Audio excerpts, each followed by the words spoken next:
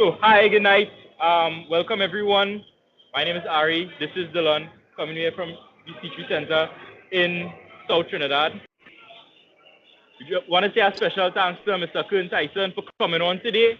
Mr. Kern Tyson is the host program Sports and Word. You can find it by downloading the Simple Radio app and searching Sports and the Word. Just firstly, we want to say Happy Eid al-Fitr to our Muslim brothers and sisters. This should be coming out on Eid tomorrow. So let's get into it. The last match, West Indies vs Pakistan. What's your thoughts? Let's start off with Kun. What do you think about the last game? First of all, thanks for having me, gentlemen. I hope you can hear me clearly. I was pleasantly surprised what I saw with West Indies. When we play Pakistan, you kind of don't know what to expect because Pakistan, like us, could be brilliant and then could be awful one day. But I was impressed with the way Andrew Russell, especially how he bowled O'Shane Thomas the pace, how they decided to really give the Pakistanis a whole barrage of pace. And clearly they weren't up to it. So I was very, very happy with that. How we bowled. We didn't start off brilliantly, but again, when Jason Holder brought in Andrew Russell, you saw the difference. And I like the fact that we were ruthless in Pakistan. We bowled them out very, very cheaply. And even how we raced to the target. Mind you, we lost 3 wickets. But it's just the way we won. We won with a certain level of aggression and brashness, and I was happy for that. It was definitely a convincing victory. So it looks like West Indies have set themselves up nicely to go into the rest of the group game. Something I want to touch on though, like I said about Andre Russell. After the game, he was quoted as saying that he is a fast bowler, not a medium pacer. And I just want to get all your opinions on that.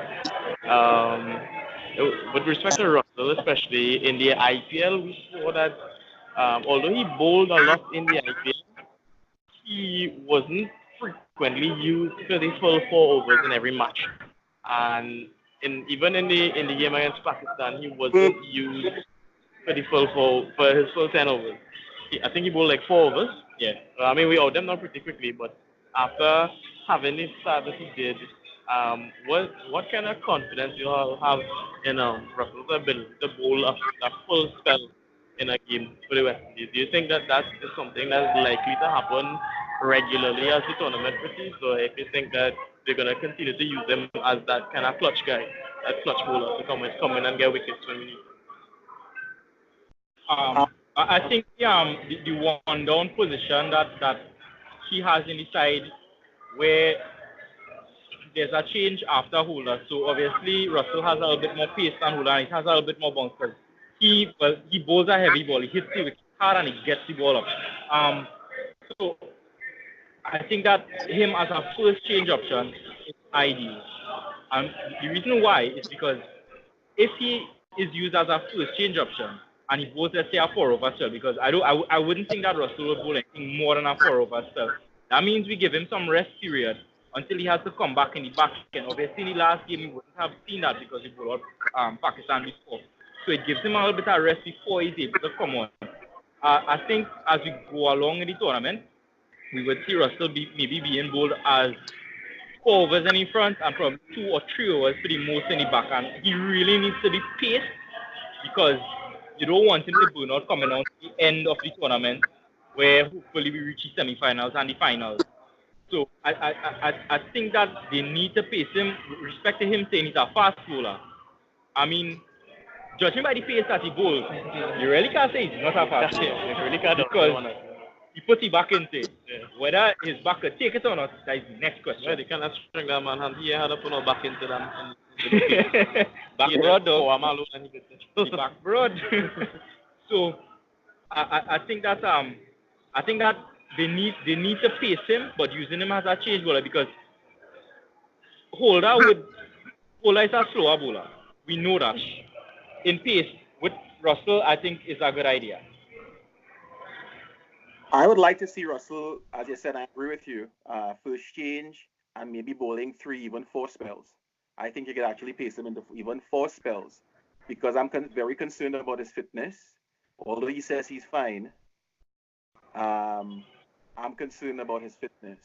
So they will have to, Jason will have to find a way to bowl him maybe 3 over spells, maybe 3 over spells, or 4 over spells and 3 over spells. And I think that would work for him. I'm not sure if he's a fast bowler or if he could just bowl fast.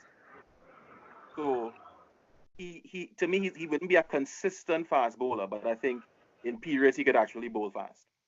But I don't think he's what you call an out and out quick. If you know what I'm saying. Yeah. He doesn't. He definitely his bowling style isn't consistent with the actual fast bowler. You don't see him bowling full as often. You don't see him being as aggressive as a regular fast bowler, but he does vary his pace a lot more than a traditional fast bowler. Correct. One thing I want to touch on is Russell do it after the game. I'm not sure if everybody would be aware of it.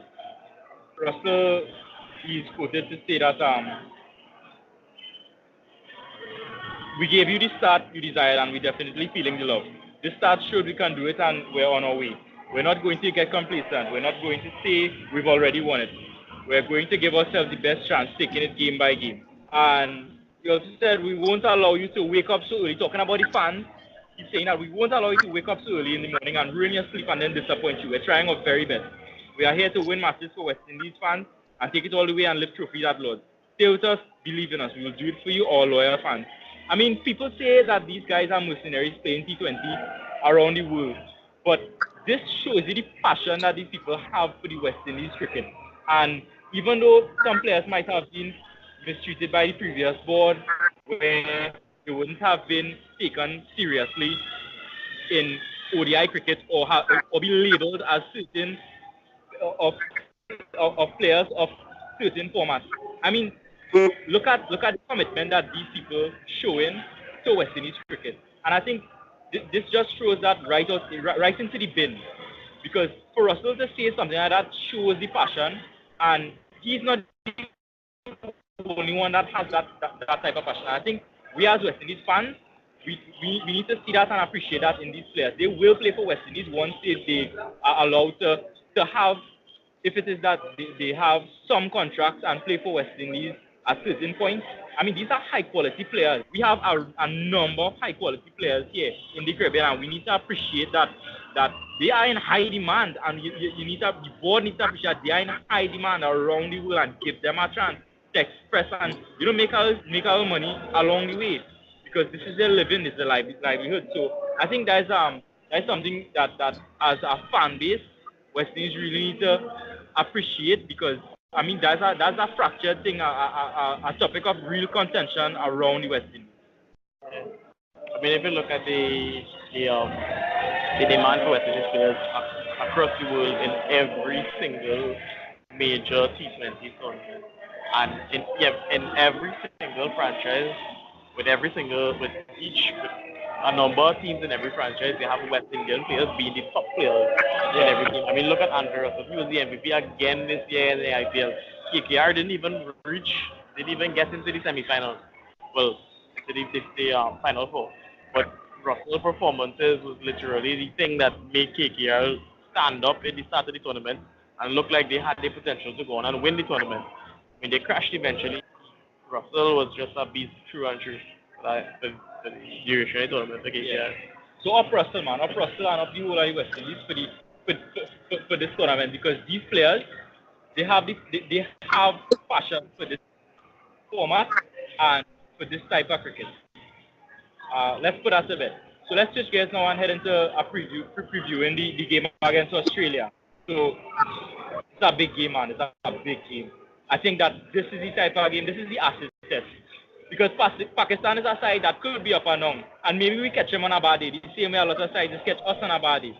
But Australia is the type of side, they seldom have a bad day. Breed and sleep consistency. Yeah, they are consistency to a T. So we see their game, granted Afghanistan beat us in the finals for the World Cup qualifiers, but they dusted out Afghanistan pretty easily, and Afghanistan did give Sri Lanka a run for the money today. But what you think about the Australian side, and what you think would be the things we have to target? I actually think the Aussie. I looked at the Australia Afghanistan game. I wasn't altogether impressed with Australia's bowling. Pat Cummins and Mitchell Starc, yeah, they bowl well, but I wasn't. Zampa, although he got wickets, he was, thereabout. If Afghanistan had a little more experience and poise, they could have gotten to 270 or even 300. All right. The challenge with us is how are we going to see off their new ball? How are we Starc and Cummins go hell for leather, or are we going to pace ourselves? And that's the challenge. I'm not sure how Chris Gayle, hopefully Evan Lewis will be back. I hope top three is very important in this. So the key is if bat first, how we play. Are we going to pace ourselves, or are we going to go very, very hard? And I don't want us to go too hard against them. I want us to pace ourselves and maybe explode in the last 15 to 20 overs.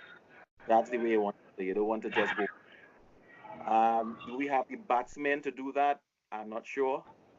Let me say this one time. I'm very, very concerned with Darren Bravo's batting. His execution, it seemed as if the cricket left him behind. Those two years out of cricket has really caused him to regress as a cricketer. And he's becoming a liability to the West Indies team. So I would I would bring back Evan Lewis if he's fit. Evan Lewis, Chris Gayle, put Shai Hope at 3, Atmaya at 4, Pooran at 5. Drop down because I'm not sure if we'll be up to scratch for the Australia team at all. But considering the cut-off format of this tournament, where we have a lot more games being played, and the fact that Darren Bravo, if he hits form, could be a big contributor to West Indies' fight to actually win the tournament. And the fact that he is a player that seems to be more concerned, or seems to be more affected by his confidence level than most players. Dropping him might cause another drop in his confidence. And what you think about? What's your thoughts with respect to that? Do you think we should drop him, considering that if he doesn't play well against Australia, his confidence wouldn't really be affected. I mean, he's gonna know he's facing one of the best bowling lineups in international cricket. But if we drop him, for sure, he's going to know that we don't have the confidence in him. And if we don't have the confidence in him, then how would he have it in himself? So what do you think about that? My opinion about, I think for me, the pitch you're going to play on, you play in Trent Bridge, right? So you're going to play in Trent Bridge. What's that? No, I'm saying correct. Right. So traditionally, this is a high-scoring pitch. Yes. And I wouldn't be playing Ashwin in this game because I think that you already know that it's a high-scoring pitch. You don't want to play a bowler who is not a genuine wicket taker and just leak runs, right? So in my estimation, I wouldn't be playing Ashwin in this game. I would drop Ashwin and bring in Evan and run the bowling as it is, as it was in that game. So I wouldn't risk a spin option that isn't penetrative in this type of game because you know that runs will be scored. You don't want a bowler who will find it difficult to hold an end on a pitch that is already difficult to not to get licks on. We just put it like that. So I would drop I would drop Nurse and bring in and leave Bravo as is because I think that great players, and let's not kid ourselves, Darren Bravo is a talent. Now, for that talent to reach to where it needs to go, we need consistency. And for that consistency to take place, he needs to be played, and he will grow into the form. I personally believe he will grow into the form. We have seen in CPL pass, I mean, T20 is a whole different thing from 50 overs cricket. But, I mean, you could say even as well that T20 is a lot more pressure to score. And we have seen in tournaments for TKR, supporters of TKR, that he has started tournaments slow and had bad form. and in the end, rip the opposition hearts out with innings that he started measured and explode. So I think he needs to play through this. I mean, at this point in time, this is his second game. I wouldn't drop him on his second game. My challenge with Darren Bravo is this. I've been challenged with it for a long time. It's his inability to rotate the strike. That to me is my concern. I could deal with Darren Bravo batting at 90, 100 balls or 85, 100 balls. But the challenge with him is that he bats sometimes even below 50. And that is my challenge with him. I would like to see a more aggressive Darren Bravo in this game, maybe a see ball, hit ball kind of innings. And I could take 23 off 23 with Darren Bravo. I mean, you don't want that, but you want to see some intent. And that is my concern. Dropping Ashley Nurse would be a challenge because you only have 5 frontline bowlers, and that would scare me. Because if Carlos Bravo or Oshane Thomas has a bad day, what's going to happen? We'll be down to 5. He has a back injury. I'm not sure how much we can get out of Chris. So the challenge with the West Indies team is a balance issue, So I'm not sure how that will work. If they bring in Evan Lewis and drop Nurse, then the batsmen will have to make runs. We'll have to score if we bat first upwards of maybe 350, and then if we bowl first, we'll have to find a way to Australia. So that'll be a challenge. But again, anything can happen. So next thing, what do you all guys think would be a good score? Firstly, and secondly, bowl first or bat first if you win the toss?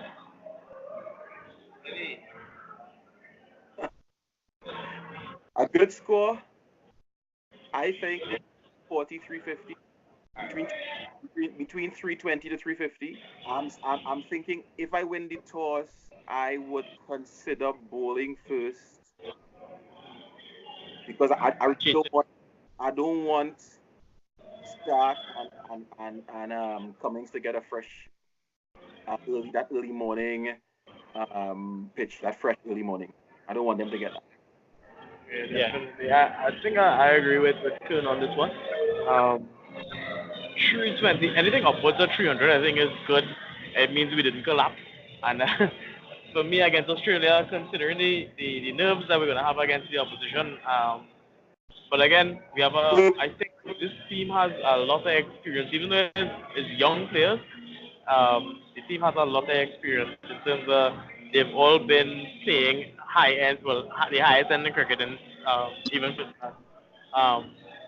for a while now. Most of the players, but some of the bowlers, like Oshane and stuff. Shai Hope is a young player, but literally has been performing ever since he hit the seat. From the time he has hit the time he touched down in cricket, been performing well. So hopefully he could be a surprise to the Australians. And a class player and a class batsman is where you need to attack a class bowling lineup. Guys with the experience like Fulton Isle and Mitchell Stark, you definitely need batsmen who are going to bat properly. We definitely want to bowl first. One, because I think with the current lineup, we have a better chance generally in all games of cheating. And two, as I said, you don't want Stark and performance on a fresh pitch or a fresh ball. I will have to take a turn. I think honestly, we need in excess of 370 minimum. I think 370 minimum, and on top of that, we're gonna. I think if we win the toss, we should bat first, because I think batting first allows us to not have the pressure on us of chasing our total. What about Evan? Evan against his bowling lineup. I think Evan. We all said that we should bring Evan into the free, but with respect to Evan's playing style, his attacking style against this bowling lineup, how do you think that will fare? Hit and miss. In the sense that you don't know what he's going to go from ball one. Kind of 50-50. Do you think he's worth the risk? I think he's worth the risk as well. Yeah. So this is why I was saying I wouldn't mind dropping this thing. But besides that, I have to agree with Kieran there.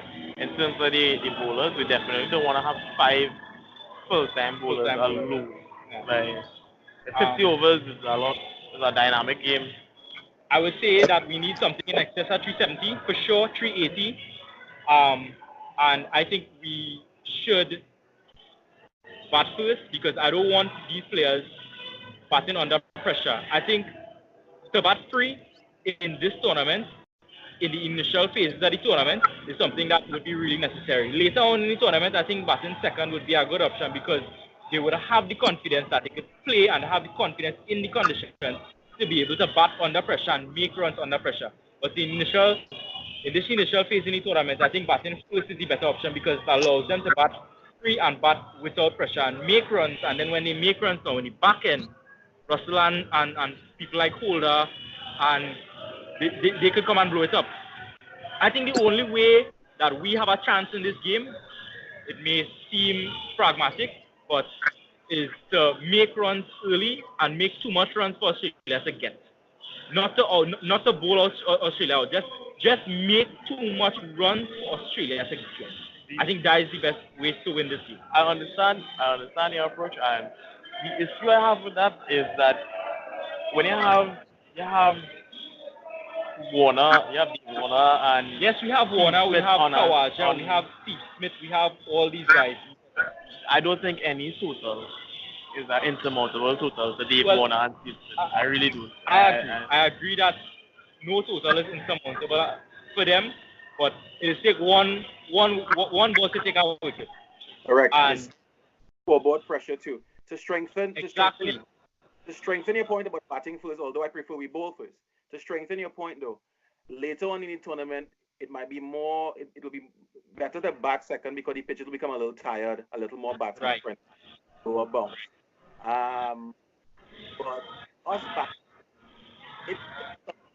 although maybe I prefer to bowl first, it says something if you bat first. That kind of intent where, listen, we're not afraid of your bowling.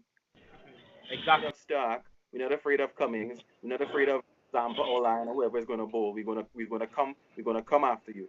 And whenever you come after the Australians, they get a bit rattled, you know. So that would strengthen your point about batting first. But again, if we bat first, we have to be very, very careful and not cautious, but careful. Especially someone like Cameron Hetmyer, who it seems to me has forgotten how to build an innings. So he has to find a way to build an innings and not get too crazy. Nicholas Pooran, you saw him the other day, hitting the ball, yes, but you want to see him somehow find a way to not to be slow, but to construct an innings properly. Because if Pooran bats 20 overs, it's all over. It's all over. Pooran will make at least 100. To touch on that point that you made there, I think that goes straight back to the importance of Darren Bravo in the West Indies team right now. He is the player that we have that knows how to do that better than any other player on the team. And that's the duration of the tournament is why we need him to get in form, to be in form. So that's why I wouldn't say I would drop him for this game. Right. So, I'd like to see Evan in, but I'm really not sure who I'd drop for that. Just jumping in there. Sorry, guys. Would you all consider dropping Pooran for Evan Lewis? That's what I was not at all. Pooran has gotten some runs to me, and I think that I wouldn't affect his confidence because you have to understand that Pooran is a young player as well too. He has played most of the warm-up, and you wouldn't want to disturb his confidence that way to drop him for Evan Lewis. Yes, Evan is a more experienced player, but I mean, like, yes, Evan's potential is at the ceiling, but I think Pooran has a similar potential. Yeah. What about Braffett? No, I know that's a big. Braffett is an all-rounder, and it's difficult to drop an all-rounder for a pure batsman. But Braffett is a hit or miss kind of player generally. I really can't say completely I know completely how his form has been recently. Scored some runs against New Zealand. He scored maybe, I think it was a 30. Yeah. So yeah, I think we're gonna have to consider the pitch, consider the venue, and weigh our options as to whether we would need one extra batsman, one extra bowler, or both. So let's get to the fun part of the fun segment now. So let's make some friendly bets on tomorrow's game or in the tournament in general. What do we have up, Dylan? I think out of all the teams in the tournament, on a good day, West Indies is literally unbeatable against any other team on a good day. So, like on a day where Australia is at their best and West Indies is at their best, I think West Indies have the potential to win that game. And that's a big thing to say. I mean, that's a huge thing with men like David Warner and Steve Smith, but then we're talking about men like Chris Gayle and Andre Russell and David Warner is dealing forward. Steve Smith is dealing forward. Yes, them men can hit sixes, but Chris Gayle and Andre Russell is only dealing sixes. And that's where I say on a day where we have the best of the best from both teams, West Indies have the potential to outplay Australia from a talent perspective. We're doing something friendly for let's say for. Here the deal. West Indies wins this game, right? I give you all an hour to talk about cricket. A week in the next 2 months. On your program? My program. 1 hour. In fact, no. I'll give you all 90 minutes to talk cricket. A week. For the next 8 weeks.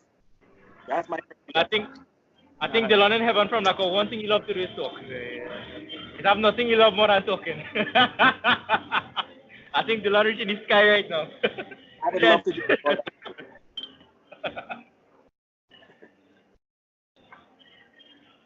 Right, so I don't know what to do to meet that wager. So for me, all right, I think wickets tomorrow. Who's gonna take the most wickets for West Indies? Who's gonna make the most runs for West Indies? My opinion, I will go with Shai Hope for the West Indies. I'm backing Shai Hope to make 100. Anybody have any takers? Any takers? I agree with you on that. I think tomorrow, because it has come particularly late in his career, but it's due to his nature, his explosive nature. Chris Gayle, his batting style has evolved into something completely different in recent years. I think Gayle's gonna have a good game tomorrow. Thursday. We're gonna upload this tomorrow. Gayle is gonna have a good game against Australia. I'll take that bet with Gayle. What are you betting? Something. Alcohol, as usual. That ain't fair. I see the rest of the more just run for the life. I think something's telling me, and I really hope it's God, that Shemron Hetmyer is going to step up on Thursday and do something. It's going to be also, it's a three-way bet now. Okay. Huh? So Hetmyer. I say it's looking like a three-way bet. Hetmyer, yeah, that's a good. You gotta say that back again. You get that one. No, I'm just saying that I just think his innings, that innings is going to be magical on Thursday. If he settles down and he bats correctly, you're going to see one of the innings of the tournament from Shemron Hetmyer. Yeah. All right.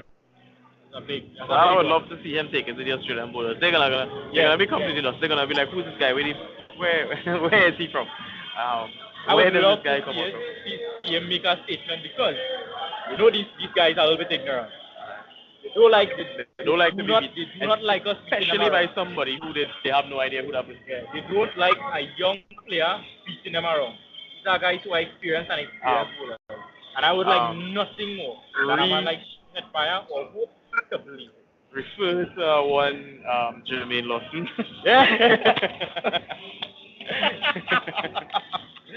Jermaine. Yeah. Remember the name. Right, so time to wrap up. Thank you, Dylan. Thank you, Kern. This has been Ari. This is 12th Man, the first and only West Indies Cricket Podcast. You all please like, subscribe, message us if you would like to get in contact and be guest on the show. Thumbs up. Help. You all ring the bell. Thanks so much, and let's keep going.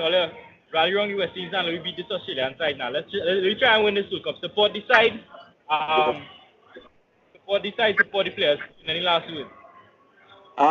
Just thanks so much for having me. I'm looking forward to us doing this again. Also on my coming across on my turf also. Look forward to that. And let's go West Indies. Go Indies.